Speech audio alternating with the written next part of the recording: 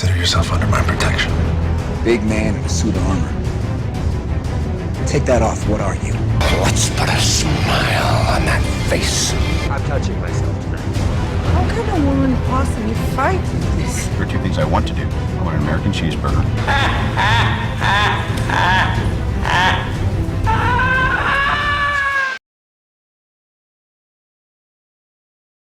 What's up, guys? Uz here from the DC vs Marvel podcast, and it's another car video. My car basically died, the Mercedes that you see in the previous video. Basically what happened was there is a thing on there that kind of fails quite frequently. It's called the ABS pump, and it was so expensive to repair. I just thought, you know what, forget it, I'm gonna get rid of it and get a new car. So I've always kind of had sporty cars, and I decided, you know what, I'm gonna go and get a car that I've liked, which is the Audi TT MK3. I went and bought an Audi TT MK3 to replace it, and obviously the caveat of this is not a you know, a really kind of practical car. However, you know, there are some things that I kind of think are basic things, right? They're basically like, you know, we should you know, that should be kind of normal in a car, right?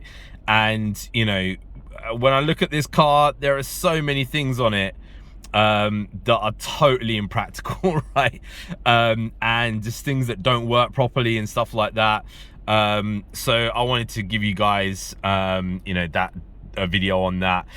Don't get me wrong, I love this car, man. I absolutely love this car. I think it's awesome. However, there are some things that piss me off, so I just wanted to tell you guys about that. So let's go into the number one. So number one, if you look at this stalk here, you can see these kind of two arrows with a line in the middle. That is the Audi lane assist, and if you look on the dash there, you can see those two lines. That's the Audi lane assist. Now basically what this is meant to do, this is kind of like Tesla's autopilot thing, where basically you it keeps you within the lines on the motorway, or you know, in different places. I don't know whether this is because it is on a you know, a kind of we're on a right hand side drive, right? But I don't know whether it's because it is on a left hand side, you know, drive car initially from Audi, that this thing doesn't work. But this thing is the worst feature on this car. Sometimes when it works well, it works great. Other times there it's actually flipping dangerous, right? There are so many times I've been using this, and it pulls you to the right hand side kind of dash markings, which is why I'm talking about, you know, if it's left hand drive, yeah, fair enough, but it kind of pulls you into the markings, right? Which is absolutely nuts. So when you're going and, like, you know, driving along, you know, you're basically, your car moves over to in that direction, right? And if you imagine, in the UK we drive on the left, so this thing is pulling you into traffic, right? And sometimes it gets so close to the line that your wing mirror is over the line, right? And it can actually cause somebody to clip your wing mirror and stuff. Also, it's quite hard to kind of pull it back into line. The steering wheel really fights you, man. So quite often I keep it off. It's a weird ass feature, man. You know, I don't know, have they improved it now in the brand new ones? I don't know, guys, let me know in the comments there down below. So the second feature is this. As you guys can see, this is heated seats, right? Now, heated seats in most cars, man, are good, right? Heated seats in this Audi TT are absolute garbage, right? Basically, it becomes kind of like, if I go in my wife's Hyundai and I turn this on, it is like boiling hot, right? Like literally, it is so freaking hot that, you know, you'll basically, like, you know, burn your bum after a while, right? So you kind of have to turn the thing off. On this, it's like, are you getting warm? Are you getting warm at all? And you know, I thought maybe this is my TT that's the problem, right? But I've gone in other TTs and it's the same bloody thing. It's like, I don't know why it's not even like, you know, crazy warm, right? But yeah, that's a dumbass feature. Let's move on to number 3. So number 3 is this. I've zoomed out to kind of show you guys. So look, this is my view from the car, right? So this is the steering wheel, okay? Now look down here.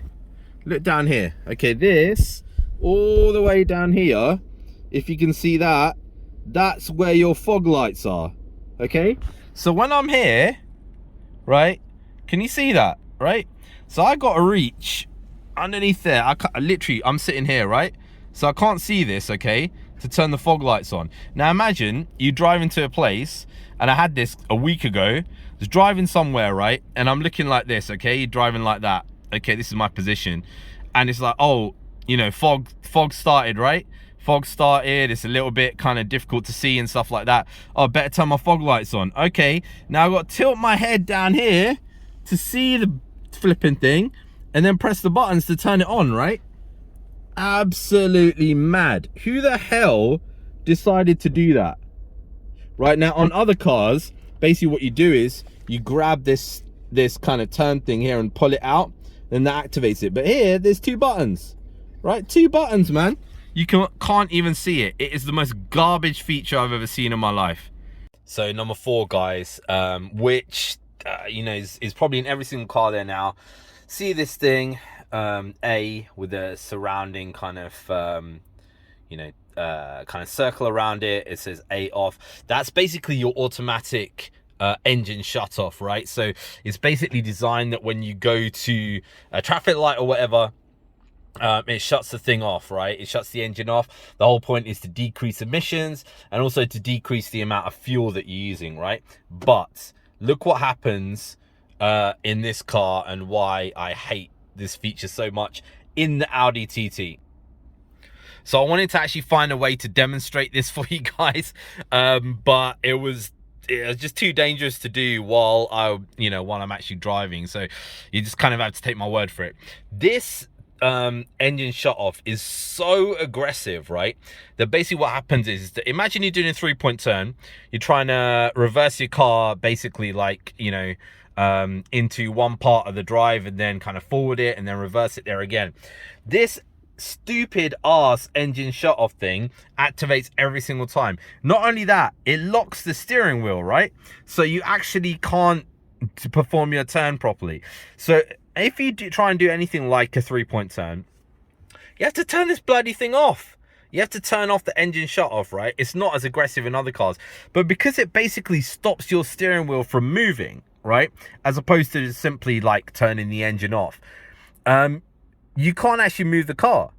So you stop, you go to one part, right? One part of the road, it stops. Your steering wheel doesn't move, right?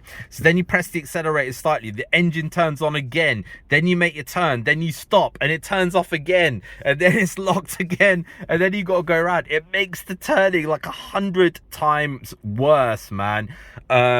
It's horrific, and quite often I have to press this button and turn the bloody thing off. It is so freaking annoying. And the final thing here, as you can see, I've had to get out of the car this time in order to do this. But basically, like, if you look at the back windshield, it's like a fantastic curved kind of shape. It curves kind of all the way around, but you see where it ends, right? It ends kind of just here, instead of kind of ending a bit further up. So you get this really big kind of back window for like seeing things, basically, right? However, when you pull this up, I don't know whether it's going to show this or not. It's going to show it. Basically what happens is, let's see, there's a couple of drips coming down, but it's not kind of wet enough at the moment. If you've got any kind of water on there, the whole thing just kind of pours down into your boot, right? And there's a couple of drops coming down. I don't know if you guys can see that. Yeah, your boot just gets soaked, right? You can see it all there.